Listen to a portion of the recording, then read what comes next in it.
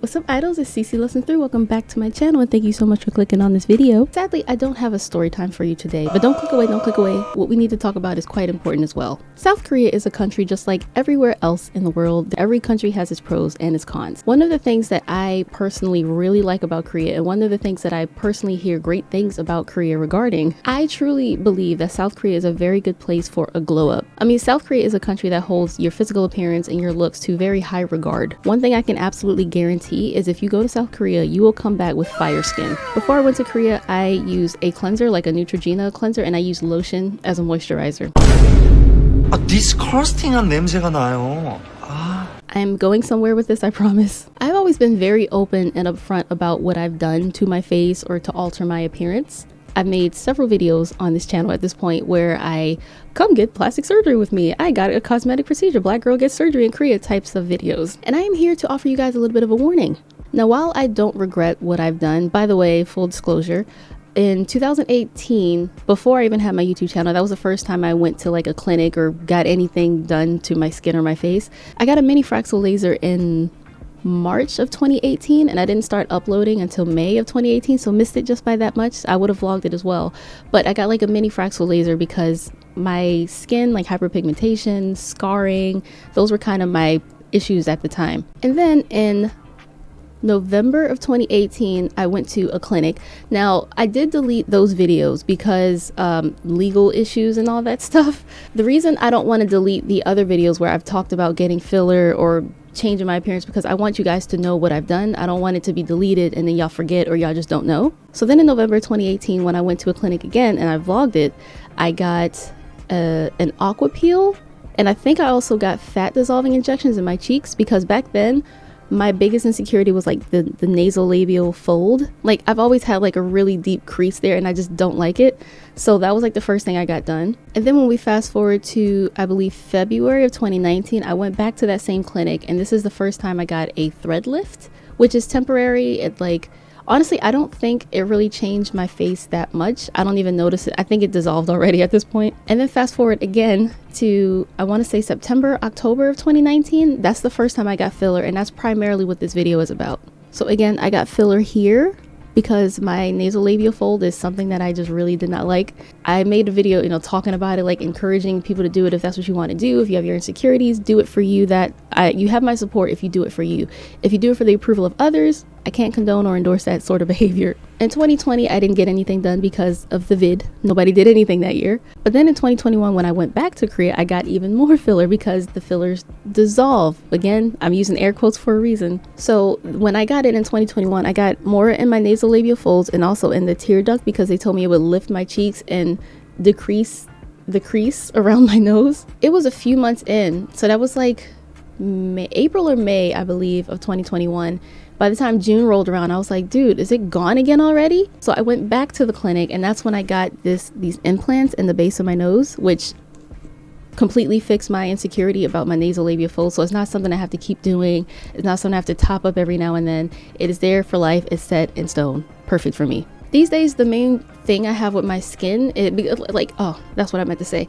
In 2018, when I went to get the aqua peel and everything, the reason I was so determined to find somewhere to fix my skin was because my forehead does this thing where it'll break out just chronically, and then like a pimple will go away and one will come back right next to it, and then on top of that, and it's just, my forehead turns to braille. It happened in 2018, it happened in 2022. Now that I use different gel, it's not really a problem anymore, but that was a bad problem for me then. I've been very open and honest and upfront about getting filler, about implants in my face, thread lifts and things like that. Like honestly, kind of lost track. I'm pretty sure I got 2 thread lifts. I got filler like 3 or 4 times. I have these implants here, and I've gotten like skin laser treatment type of things to fade scars. I finally have my perfected skincare routine. I don't really go to clinics and stuff anymore. I kind of have my own set routine. So I was in the middle of editing and I realized I should probably just show you guys exactly what I use on my skin. On the days that I go out and I wear makeup and I need to remove the makeup, I have this oil cleanser, Periodo. Yeah, one of my faves. And this cleanser, I like it because it's kind of everywhere and it's easily accessible to me no matter where I am. I got this from Pure Soul, but they also sell it at Boots in the UK, and like it's online everywhere. I'm pretty sure it's on Amazon too. It says gel, but it actually foams up and gets really nice and sudsy. And I use witch hazel as a toner. I've always done that ever since I first found it in Olive Young. I just kind of stick with it because it works for me.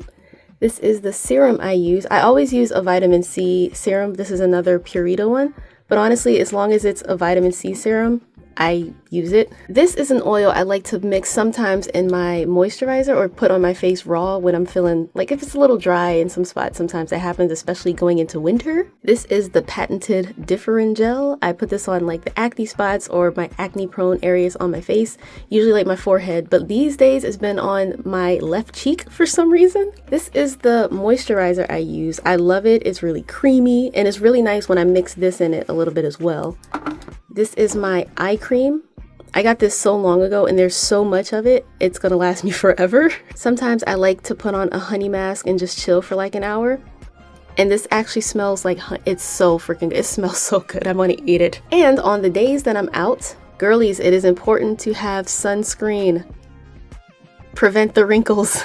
But anyway, yeah, this is my current skincare routine. Hope you find this helpful. And personally, the whole filler thing was never gonna work out. Like, it's not something I wanna have to keep doing every few months.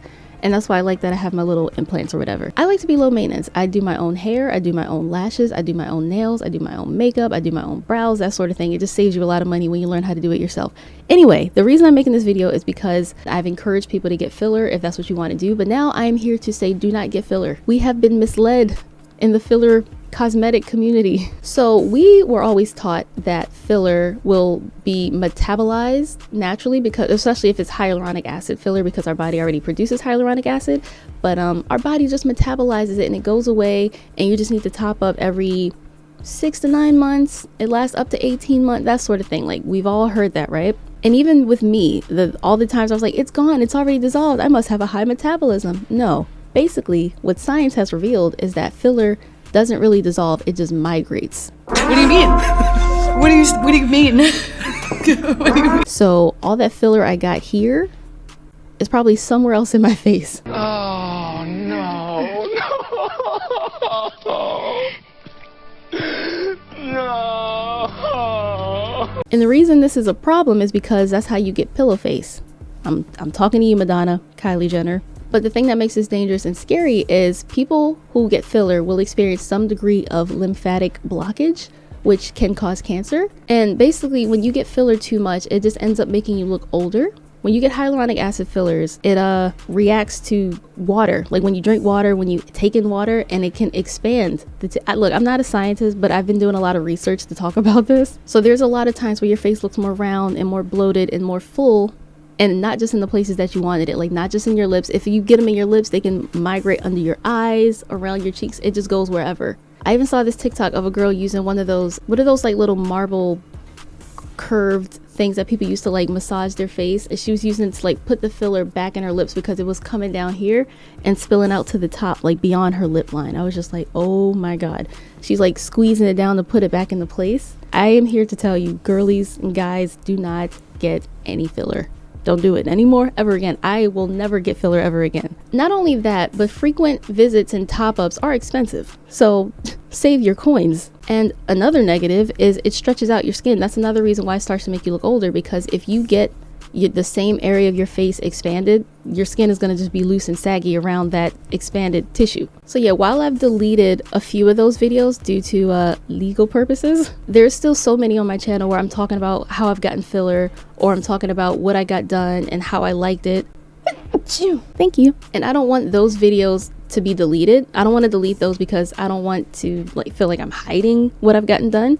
But I also don't want to have those videos out there without a video like this to disclaim it. But I still get a lot of questions and comments and stuff for people who are planning to go to Korea, or they want to go to Korea for like cosmetic surgery, plastic surgery, and like beauty purposes. South Korea is definitely one of the beauty capitals of the world, one of the plastic surgery capitals of the world. There's a lot of stuff you can get over there that's really great quality, high quality, and more affordable. Medical tourism over there is booming. So if you guys have any other questions about what I've been rambling about in this video, leave it below in the comments. I will definitely get back to you because this is something I want to be as transparent about as possible. And I know there's always going to be people who say, you don't need plastic surgery. What are you doing? Don't mess with your face. I totally get that. But when people have their own insecurities, it's like something you do for you, not for other people to tell you you're pretty. Like if you tell me I'm pretty, thank you, but I need to feel that myself. So I did what I did. I got my little implants here, and I didn't even realize the drastic difference because, you know, you see your face every day, but once you see older stuff, you're like, oh my God.